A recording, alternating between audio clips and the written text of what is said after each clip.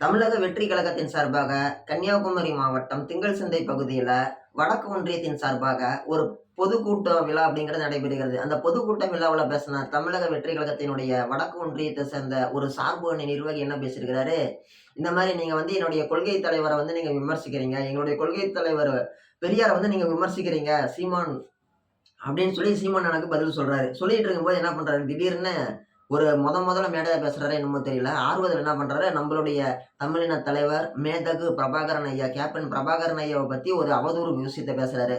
நீ என்னுடைய கொள்கை தலைவர் பெரியார தவறா பேசுனீங்கன்னா சீமான், நான் உங்களுடைய தலைவர் பிரபாகரன் அவர்கள் தரக்குறைவா பேசுவேன் அப்படின்னு சொல்லிட்டு, நம்மளுடைய மேதகு பிரபாகரன் ஐயா பார்த்தீங்கன்னா, ஒருமையில பேசுறாரு.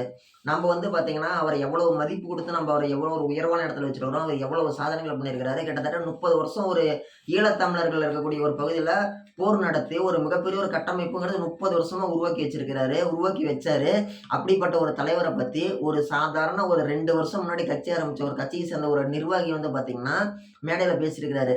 பேசின உடனே இந்த விஷயம் எப்படி பெரிய அளவுல வைரல் ஆனுச்சுன்னு சொல்லி கேட்டீங்கன்னா, நம்மளுடைய சாட்டை துரைமுருகன் அண்ணாவும், இடும்பாவனம் கார்த்தி அண்ணாவும் பார்த்தீங்கன்னா, இந்த ஒரு காணொளி அப்படிங்கிறத சமூக வலைதளங்கள்ல பதிவேற்றம் பண்றாங்க. பதிவேற்றம் பண்ண உடனே மிகப்பெரிய அளவுல எல்லாருக்குமே தெரிய வருது. இந்த மாதிரி ஒரு விஷயம் கன்னியாகுமரியில திங்கள் சந்தை பகுதியில் நடந்திருக்குது. அந்த வடக்கு ஒன்றியத்தை சேர்ந்த ஒரு சார்பு அணி நிர்வாகி இந்த மாதிரி பேசியிருக்கிறாருன்னு சொல்லி எல்லாருக்கும் தெரிய வருது. தெரிய வந்த உடனே பார்த்தீங்கன்னா, உலகெங்கிலும் இருக்கக்கூடிய தமிழ் பொதுமக்கள், தமிழ் ஆர்வலர்கள், இனமான உணர்வு உள்ள தமிழர்கள் எல்லாருமே எதிர்ப்பு தெரிவிக்கிறாங்க. எப்படி இனமான உணர்வு உள்ள தமிழர்கள் எல்லாருமே எதிர்ப்பு தெரிவிக்கிறாங்க. எதிர்ப்பு தெரிவிச்ச உடனே இந்த விஷயம் அப்படிங்கிறது லண்டன் வரைக்கும் எப்படி சர்வதேச அளவுலயே இந்த விஷயம் அப்படிங்கிறது பகிரப்படுகிறது. இந்த மாதிரி தமிழக வெற்றி கழகத்தை சேர்ந்த ஒருத்தர் பார்த்தீங்கன்னா, நம்மளுடைய மேதகு பிரபாகரன் ஐயா பார்த்தீங்கன்னா, அவதூறா பேசிட்டாரு. ஒருமையில பேசியிருக்கிறாரு. பெரியார பத்தி விமர்சிச்சாங்க அப்படின்னா, பதிலுக்கு நீங்க என்ன பண்ணலாம்? இந்த மாதிரி பேசியிருக்கிறாரு அப்படின்னு சொல்லிட்டு பெரிய அளவுல பரவி இருக்குது இந்த விஷயம். இந்த விஷயம் பார்த்தீங்கன்னா, லண்டனுக்கும் ரீச் ஆயிருக்குது. லண்டன்ல இருக்கக்கூடிய அங்க இருக்கக்கூடிய ஒரு தமிழர் ஒரு மிகப்பெரிய ஒரு நபர் என்ன பண்ணியிருக்கிறாரு, இந்த படங்கள்லாம் வாங்கி ஆர்கனைஸ் பண்ணி வெளியில விடக்கூடியவர் அவர்தான். அவர் மிகப்பெரிய தமிழ் பற்றாளர், மானத்தமிழன், ஈனத்தமிழன், இனமான உணர்வு உள்ள ஒரு தமிழர். அவர் என்ன பண்ணியிருக்கிறாரு, நடிகர் விஜய் அவர்களுக்கு ஃபோன் பண்ணி, இந்த மாதிரி உங்களுடைய கட்சியை சேர்ந்த ஒரு நபர் பார்த்தீங்கன்னா, கன்னியாகுமரியை சேர்ந்த ஒரு நபர் பார்த்தீங்கன்னா, எங்களுடைய மேதகு பிரபாகரன் ஐயாவை பத்தி தவறா பேசியிருக்கிறாரு. இந்த விஷயத்த நீங்க எல்லாரும் கண்டிச்சு இதை சரி பண்ணல அப்படின்னா, உங்களுடைய படம் எங்க ஊர்ல ரிலீஸ் ஆகாதுன்ற மாதிரி ஒரு விதமான கருத்து அப்படிங்கிறத அவர் தெரிவிச்சிருக்கிறாரு. ஏற்கனவே நடிகர் விஜய் அண்ணாவுக்கு ஏகப்பட்ட பிரச்சனை. ஒண்ணு சிபிஐ ஒரு பக்கம் நேத்து தான் கூப்பிட்டுருக்காங்க. இன்னொன்னு அந்த படம் ரிலீஸ் ஆகுறதுக்கு இவங்க நம்ம ஊர்ல இருக்கக்கூடிய உயர் நீதிமன்றத்தை நாடி யுஎஸ் சர்டிபிகேட் கேட்டா, அவங்க படம் தணிக்கைக்குள்ள என்ன பண்ணிக்கிறாங்க, உச்ச நீதிமன்றத்துக்கு போயிருக்காங்க. உச்ச நீதிமன்றத்துக்கு போய் அவங்க என்ன பண்ணிருக்கிறாங்க, எங்களை கேட்காம நீங்க படத்துக்கு அனுமதி கொடுக்கக்கூடாது. அவன் என்ன எதிர்த்துட்டான்ல, நான் எப்ப கொடுக்குறேனோ அப்பதான் அனுமதின்னு சொல்லி ஒரு பக்கம் பட பிரச்சனை ஓடிட்டு இருக்குது. இன்னொரு பக்கம் இந்த தொண்டர்கள் என்ன பண்ணிருக்கிறாங்க, இந்த மாதிரி ஒரு பிரச்சனையை எழுப்பிட்டுருக்காங்க. உடனே நடிகர் விஜய் அவர்கள் பாத்தீங்கன்னா, விஜய் அண்ணா நடிகர் விஜய் பாத்தீங்கன்னா, நம்மளுடைய பிஷி ஆனந்தர்கிட்ட சொல்லி, அவரு அந்த மாவட்ட கன்னியாகுமரி கிழக்கு மாவட்ட செயலாளர்கிட்ட சொல்லி, அந்த கிழக்கு மாவட்ட செயலாளர் ஒன்றிய செயலாளர்கிட்ட சொல்லி, ஒன்றிய செயலாளர் அந்த சார்பணி நிர்வாகிகிட்ட சொல்லி, அவங்க என்ன பண்ணியிருக்கிறாங்க, ஒரு மன்னிப்பு வீடியோங்கிறது சொல்லியிருக்கிறாரு.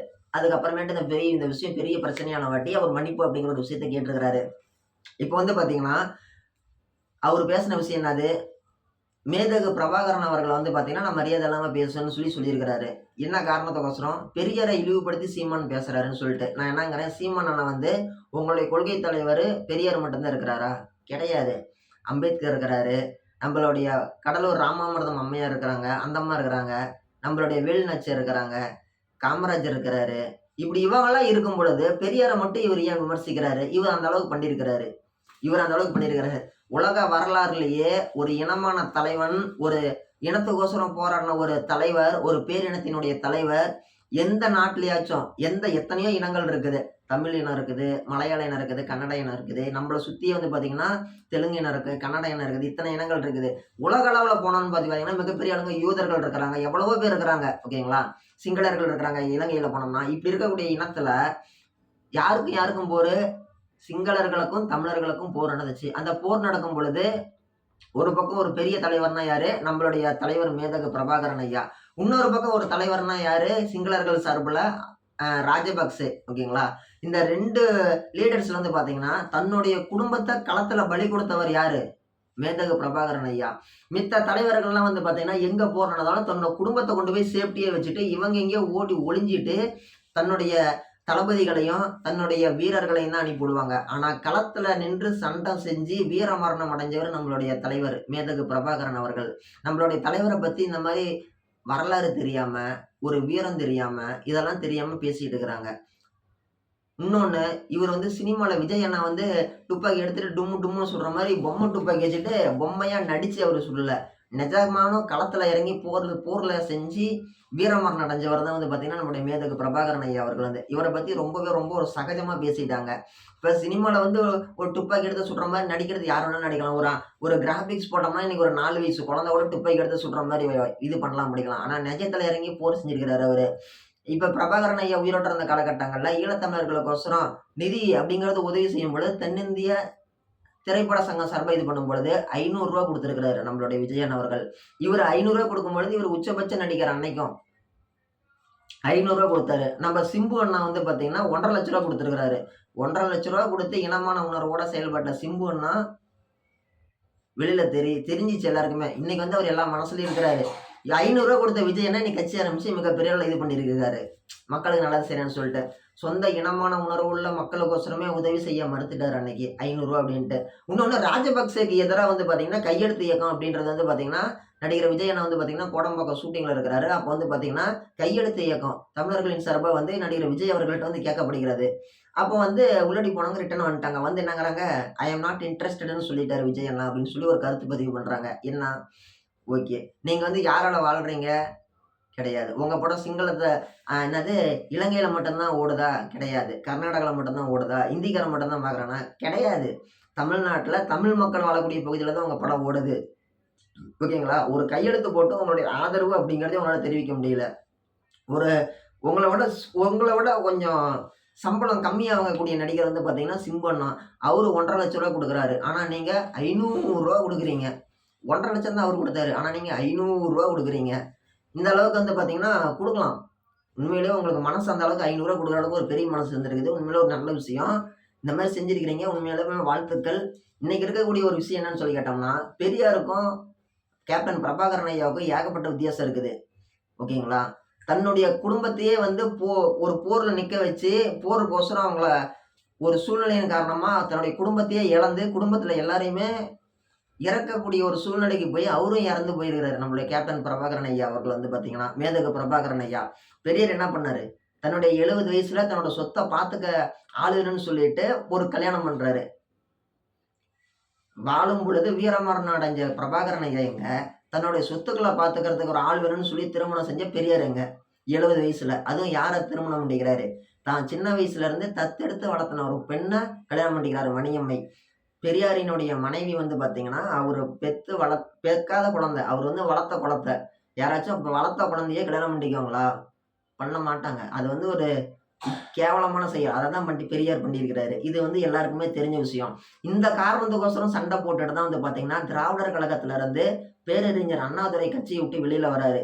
வெளியில வந்தவாட்டி தான் தி.க. விட்டு திராவிடர் கழகத்த விட்டு வெளியில வந்த பேரறிஞர் அண்ணாதுரை வந்து திராவிடர் முன்னேற்ற கழகம்னு சொல்லி ஒரு கட்சி ஆரம்பிக்கிறாரு. இதுதான் வந்து வரலாறு. இதுதான் வந்து நிஜ சம்பவம். அண்ணாதுரை அவர்கள் வந்து பார்த்தீங்கன்னா, பேரறிஞர் அண்ணாதுரை வந்து பெரியார விட்டு திராவிடர் கழகத்த விட்டு வெளியில வர்றதுக்கு காரணம் இதுதான். 70 வயதுல உங்களுக்கு திருமணம் தேவையான்னு சொல்லி விமர்சிச்சுட்டு சண்டை போட்டுட்டு வெளியில வராரு.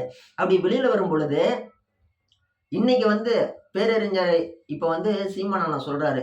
ஓகேங்களா? நம்ம பொறந்து வாழ்ற காலகட்டத்துக்கு முன்னாடியே பெரியார் இறந்துட்டாரு. ஓகேங்களா? நாம இன்னைக்கு அரசியல் பேசுறதுக்கு முன்னாடியே பெரியார் இறந்துட்டாரு. நாம இன்னைக்கு பேசுறோம். அவங்க வாழ்ந்துட்டு இருந்த காலத்திலேயே பெரியார விட்டு அண்ணாதுரை வெளியில வராரு அப்படின்னா, பேரறிஞர் அண்ணா இவர பத்தி ஏகப்பட்ட விமர்சனங்கள் வந்து முன் வச்சிருப்பாரு. ஓகேங்களா? அரசியல் கட்சி தலைவர்கள் வந்து அன்னைக்கு வச்ச விமர்சனங்கள் வந்து பார்த்தீங்கன்னா, இன்னைக்கு வரைக்கும் வாழ்ந்துட்டு இருக்குது. வாழ்ந்துட்டு இருக்குது அப்படின்னா, அவங்க அந்த அளவுக்கு ஒரு விமர்சனத்துக்கு உண்டான காரணங்களுக்கு ஆளாயிருக்கிறாங்க. ஓகேங்களா? வரலாறுல வந்து பார்த்தீங்கன்னா, ஏன் பெரியார மட்டும் பேசுறாங்க அப்படின்னா, அவரு இந்த மாரி ஒரு விஷயம் பண்ணியிருக்கிறாரு. அதனால சீமானண்ணன் வந்து பேசுறாரு. அத விட்டுட்டு இந்த மாரி நான் இப்ப வந்து உங்க பெரியார பத்தி பேசணும்னு சொல்லி பேசுனீங்களே, உங்கள 5 கொள்கை தலைவர்கள் இருக்கிறாங்களே, அவங்க 5 கொள்கை தலைவர்கள பத்தி கூட்டத்துல இருந்து யாராவது ஒரு 4 பேர கூப்பிட்டு பேச சொன்னா பேசுவீங்களா? தெரியாது. உங்க நம்மளுடைய மீட்டிங்ல கூட வந்து பாருங்க, தாவேக்கா மீட்டிங்ல அந்த மைக் வச்சுட்டு யூடியூபர்ஸ்லாம் கேட்கறாங்க. உங்க தலைவர் எத்தன தொகுதியில ஜெயிப்பார்ன்னு நெனைக்கிறீங்க? 4 தொகுதியில ஜெயிப்பாங்கன்னு ஒருத்தர் சொல்றாரு. இன்னொருத்தர் 30 தொகுதியில ஜெயிப்பாருன்னு சொல்றாரு. இன்னொருத்தரு இனிமே நாங்க தான் எல்லா தொகுதியிலயும் நாங்க தான் ஜெயிப்போங்கிறாரு. ஒரு அடிப்படையான ஒரு கட்டமைப்பு, ஒரு அரசியல் விழிப்புணர்வு அப்படிங்கிறது இன்னும் தேவைப்படுகிறது. இன்னொன்னு, எங்க தலைவர் விட்ட வேற ஆள் இல்ல அப்படிங்கிறீங்க. ஓகே, நல்ல விஷயம் தான். அந்த அண்ணன் உண்மையாலுமே நல்ல மனுஷன் தான். ஆனா, உண்மையாலுமே அவரு ஒரு நல்லது செய்வாரு தான். விஜய் அண்ணா ஜெயிக்கிறாரு, ஜெயிச்சுட்டாரு அப்படின்னா, வராரு அப்படின்னா நல்லது செய்வார் தான். அவரு கீழ இருக்கக்கூடிய ஆளுங்கலாம் வந்து பார்த்தீங்கன்னா, சரியான ஆளுங்களா? ஒரு நகர பதவிக்கு இவ்வளோ பணம் குடுங்க. ஒரு மாநகராட்சி பதவிக்கு இவ்வளோ குடுங்க. ஒரு ஒன்றிய செயலர் பதவிக்கு இவ்வளோ குடுங்க. ஒரு தொகுதி பொறுப்பாளருக்கு இவ்வளோ பதவி ஒரு பணம் குடுங்க. ஒரு மாவட்ட செயலருக்கு இவ்வளோ பணம் குடுங்கன்னு சொல்லிட்டு, பணம், பணம், பணம், பணம்னு சொல்லிட்டு பணத்த வாங்கி குவிக்கிறாங்க. விஜய் அண்ணாவுக்கு தெரியுமோ, தெரியாதோ! இந்த மாரி விஜய் அண்ணா பேர சொல்லி 4 பேர் இல்ல, 400 பேர் இல்ல, 4000 பேர் வாழ்றாய்ங்க ஒவ்வொரு ஊர்லயுமே. தமிழ்நாடு முழுக்க எடுத்துட்டோம்னா ஒரு 4000 பேர் விஜய் அண்ணா பேர சொல்லி இதுவரைக்கும் ஒரு 10, 10 கோடி ரூவா சம்பாரிச்சிருப்பாங்க. அந்த அளவுக்கு வந்து பார்த்தீங்கன்னா, விஜய் அண்ணாவுக்கு தெரியாமலே வந்து பார்த்தீங்கன்னா, நான் உனக்கு கட்சி பதவி குடுக்குறேன், அத பண்றேன், இத பண்றேன்னு சொல்லிட்டு, பயங்கரமா விஜய் அண்ணா பேர சொல்லி இவங்க சம்பாரிக்கிறாங்க. விஜய் அண்ணா நல்லது செய்யணும்னு தான் கட்சி ஆரம்பிச்சிருக்கிறாருன்னு கூட வச்சுக்கலாம். ஆனா, அவரு பேர சொல்லி மத்தவங்க தான் சம்பாரிச்சுட்டு வாழ்ந்துட்டு இருக்கிறாங்க. இதெல்லாம் விஜய் அண்ணாவுக்கு தெரிஞ்சு, ஒரு கட்டமைப்பு அப்படிங்கிறது முழுசா கொண்டுட்டு வந்தா மட்டும் தான் இது பண்ண முடியும். என்ன கட்டமைப்பு?